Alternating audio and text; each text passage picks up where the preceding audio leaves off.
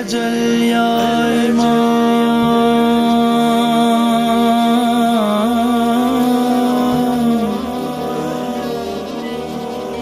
या इमाम ज़मान।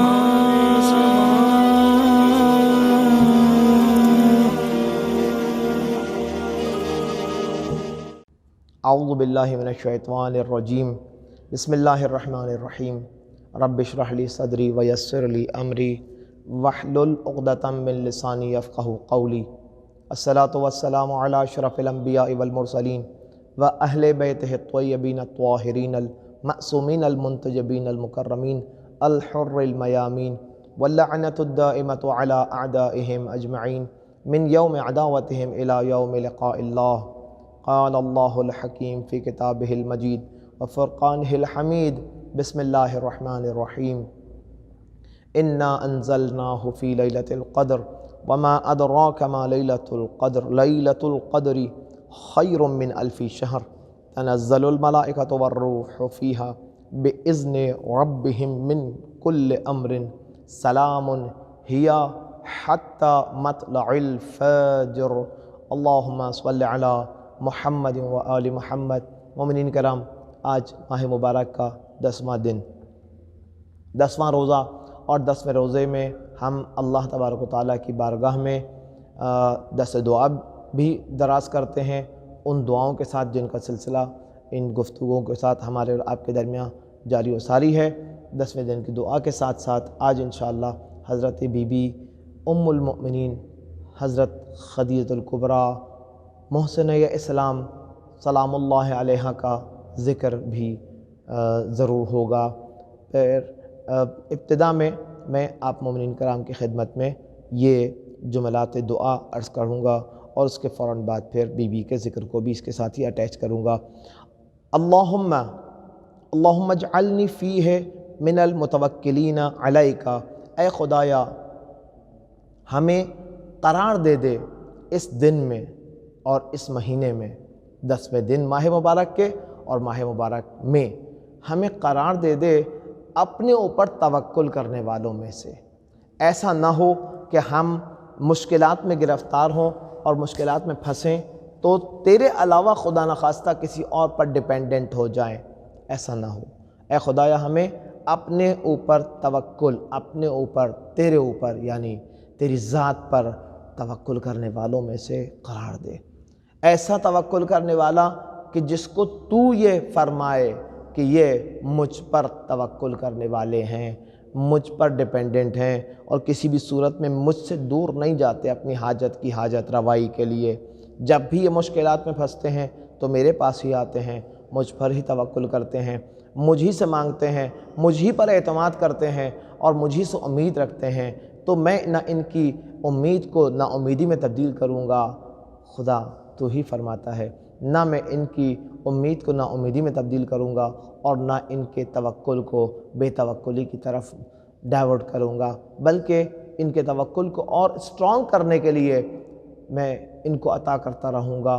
तेरी तरफ से ये दावा है, बस हम तुझ पर तवक्कुल करने की दुआ भी तुझ ही से मांग रहे हैं कि खुदाया हमें ऐसा बना दे कि हम तुझ ही से तलब करने वालों में से हों। क्या ये जुमला वही नहीं है कि जिसमें हम आम तौर पर नमाज के अंदर हर रोज़ सुबह शाम ये अर्ज़ करते हैं, सुबह दोपहर शाम अर्ज़ करते हैं और रात के क़यामों में भी अर्ज़ किया करते हैं कि इय्याका नअबुदु व इय्याका नस्तईन। ऐ खुदाया, हम तेरी ही इबादत करते हैं और तुझ ही से मदद चाहते हैं, तुझ ही से उम्मीद रखते हैं तो मदद चाहते हैं और तुझ ही पर तवक्कुल करते हैं तो तुझसे मदद चाहते हैं। खुदा वजअलनी फ़ीहि मिनल फ़ाइज़ीन लदैक। अल्लाहु अकबर। और हमें इस दिन में करार दे दे कामयाब लोगों में से, ऐसे कामयाब लोग जो तेरे नज़दीक कामयाब, लदैक तेरे नज़दीक कामयाब लोगों में से हों। लदैकल फ़ाइज़ीन, जिन्हें तू बेहतरीन मुकाम पर देख रहा है, हमें भी उनमें से शुमार फरमा दे। अल्लाहु अकबर।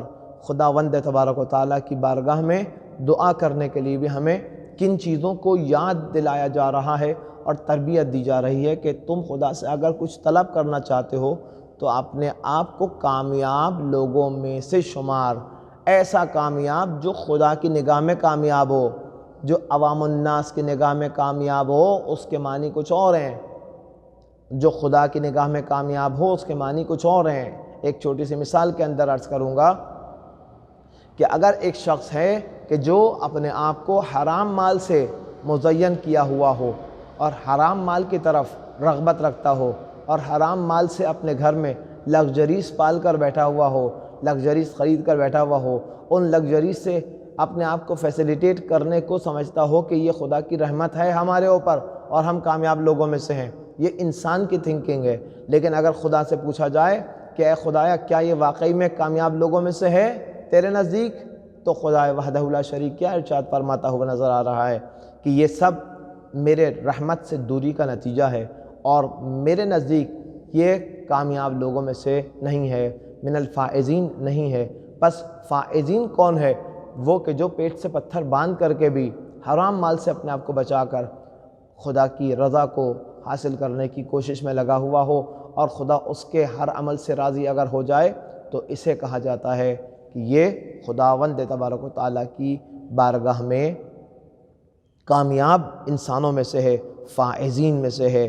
اور وَاجْعَلْنِي فِيهِ مِنَ الْمُقَرَّبِينَ إِلَيْكَ، اے خدایا تیرے نزدیک جو مقرب درگاہ ہیں ان میں سے ہمیں بھی شمار فرما دے، اپنے مقربین میں سے کہ جن پر تیری رحمت، تیری برکت، تیری مغفرت، تیرا توکل، کہ یہ لوگ تجھ پر توکل کرنے والوں میں سے ہیں، ان کام ایک شمار مجھے بھی کر دے، ان میں سے ایک مجھے بھی قرار دے دے۔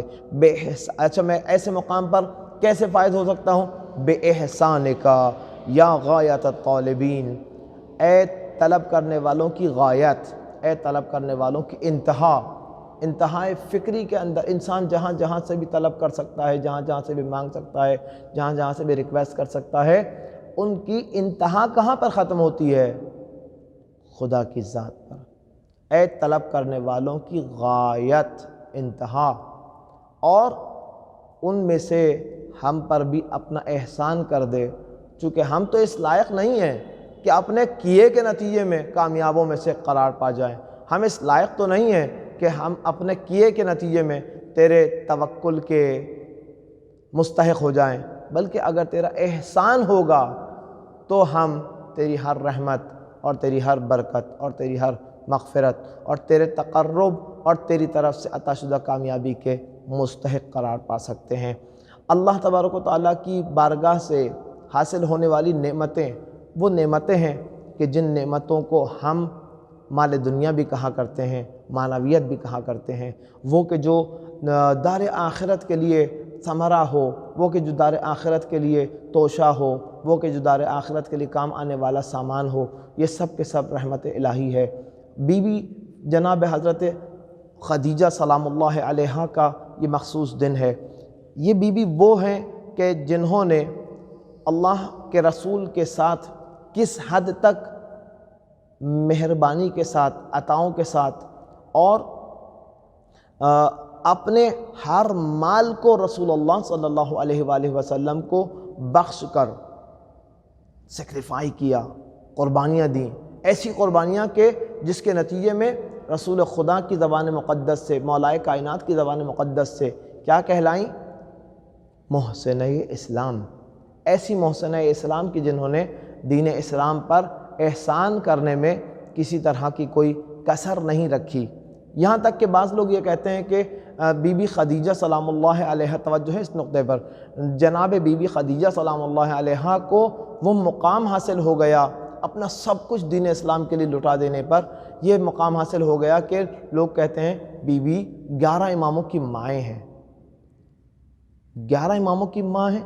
رہبر معظم ارشاد فرماتے ہیں سید علی خامنائی، رہبر معظم مقام معظم رہبری، اپنے خطبے کے اندر اپنے ارشادات کے درمیان ارشاد فرماتے ہیں کہ لوگ یہ کہتے ہیں کہ بی بی خدیجہ 11 اماموں کی مائیں ہیں، میں یہ کہتا ہوں کہ بی بی خدیجہ 12 اماموں کی مائیں، 11 اماموں کی نہیں، 12 اماموں کی مائیں ہیں۔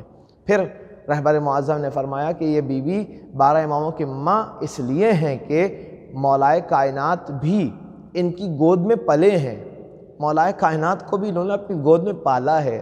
رسول خدا کے یہ داماد جو رسول خدا کے بعد میں داماد بنے ہیں، لیکن رسول خدا کی گود میں پلے بھی تو ہیں۔ جو رسول خدا کی گود میں پلا ہو، جس کی حفاظت رسول خدا نے کی ہو، اس کی حفاظت کیا خدیجہ کبریٰ سلام اللہ علیہا نے رسول خدا کے گھر میں ہوتے ہوئے نہ کی ہوگی؟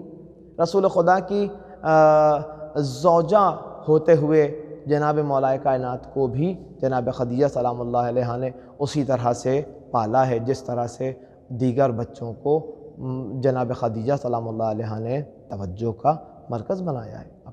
اور یہی نہیں بلکہ جناب خدیجہ سلام اللہ علیہا کے عمل کو خداوند تبارک و تعالی کس طرح سے اپنا عمل کہہ رہا ہے۔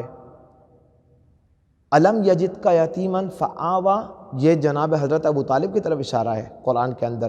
خداوند تبارک و تعالیٰ یہ ارشاد فرماتا ہے حضرت رسول خدا صلی اللہ علیہ وآلہ وسلم سے کہ اے محمد، کیا ہم نے تم کو یتیم نہیں پایا اور ہم نے تم کو اپنی آغوش میں لے لیا؟ یہ آغوش میں کس نے لیا جب رسول خدا یتیم تھے؟ تو جناب ابو طالب کی طرف یہ اشارہ ہو رہا ہے کہ اللہ کے نمائندے وہ ابو طالب کہ جو چچا رسول کے ہیں، اور رسول خدا جب یتیم ہیں تو ان کی یتیمی کے دور میں رسول خدا کو چچا نے پالا، اور اس چچا کے گود میں رسول خدا کا آنا اللہ اسے اپنی گود کہہ رہا ہے۔ فرما رہا ہے کہ الم یجد کا یتیماً فآویٰ، کیا ہم نے تم کو یتیم نہیں پایا اور ہم نے اپنے آغوش میں تم کو لے لیا؟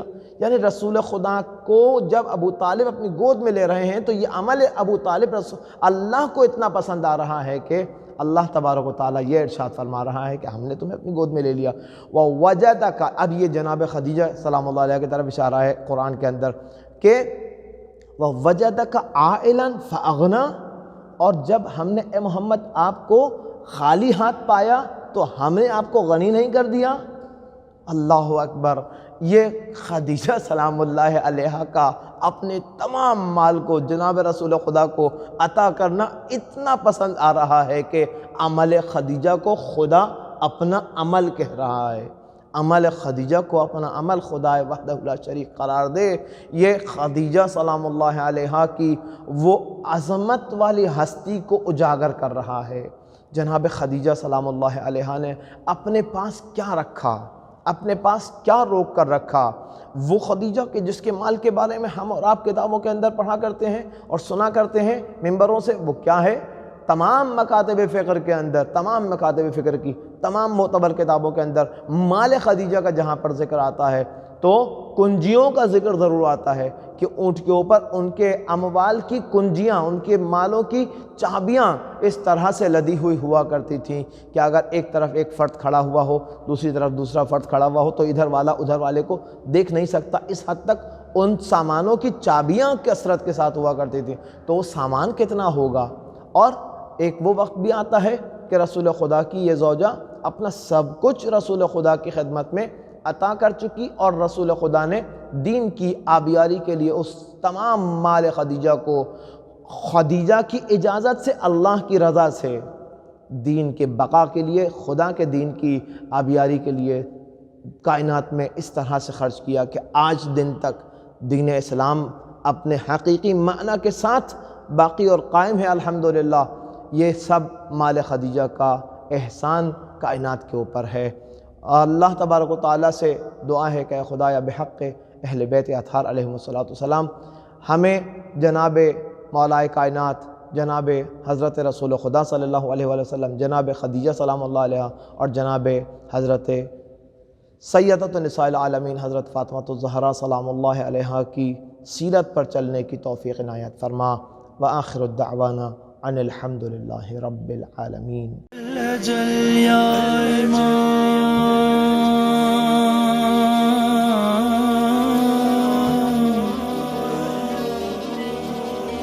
يا إمام زمان